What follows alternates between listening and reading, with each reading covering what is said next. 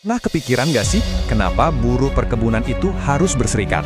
Nah, pertanyaan ini jadi inti dari pembahasan kita kali ini, yang kita angkat langsung dari pengalaman mereka di lapangan. Yuk kita coba bedah bareng-bareng. Jawabannya tuh sebenarnya simple tapi kuat banget. Kekuatan pekerja itu ya ada saat mereka bersatu. Dan prinsip inilah yang jadi pegangan kita selama pembahasan ini. Oke, jadi kita bakal ngelewatin 4 tahap ya. Pertama, kita lihat dulu awal mula masalahnya. Terus kita cek daftar pelanggaran hak yang sering terjadi. Ketiga, kenapa sih berjuang sendiri itu susah banget? Dan terakhir, gimana caranya menemukan kekuatan dalam persatuan? Oke, kita masuk ke bagian pertama. Awal mula masalah. Yuk, kita lihat dulu sebenarnya apa sih yang jadi pemicunya?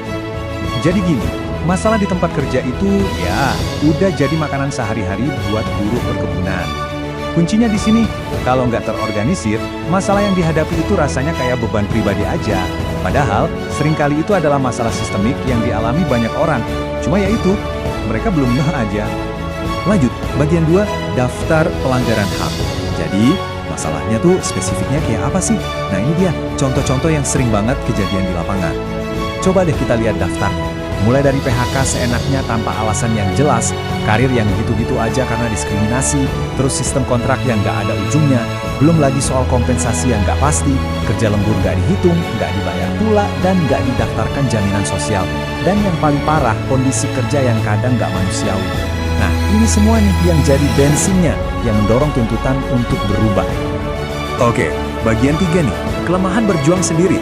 Nah, kita kan udah tahu nih masalahnya apa aja. Terus, kenapa kalau ngadepin ini sendirian, itu malah dianggap nggak efektif? Kutipan ini, wah, nusuk banget sih.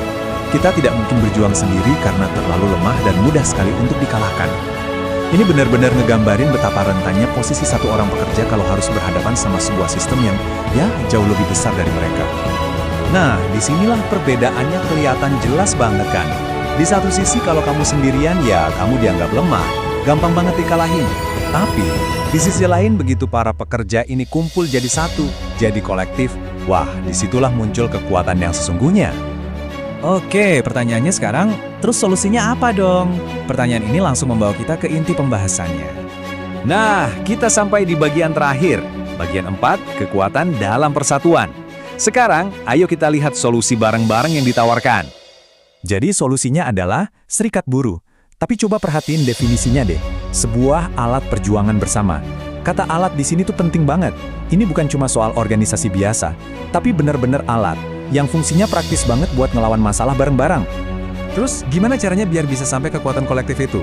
Nah, ini langkah-langkahnya. Semua itu dimulai dari 1, sadar kalau mereka punya masalah yang sama. Kedua, mereka mutusin, oke, kita harus berjuang bareng. Ketiga, mereka ngebentuk organisasinya, yaitu serikat buruh. Dan puncaknya, yang keempat, mereka bergerak bareng dengan kekuatan itu buat bentuk perubahan. Dan akhirnya kita sampai ke ide utamanya nih. Jadi, persatuan lewat serikat buruh itu bukan cuma sekedar solusi biasa. Menurut sumber yang kita bahas ini tuh dipandang sebagai kekuatan paling dahsyat, paling tangguh yang ada di dunia kerja. Dan kutipan penutup ini benar-benar merangkum semuanya. Kekuatan yang paling dahsyat di dunia ini adalah kekuatan buruh itu sendiri. Kuncinya 1, kalau mereka bersatu. Nah, sebagai penutup, kita coba renungkan bareng-bareng ya. Di dunia kerja yang modern kayak sekarang ini, kekuatan seorang pekerja itu sebenarnya ada di mana sih? Ini pertanyaan yang relevan banget. Gak cuma buat konteks buruh perkebunan aja, tapi buat kita semua. Oke, terima kasih sudah menyimak.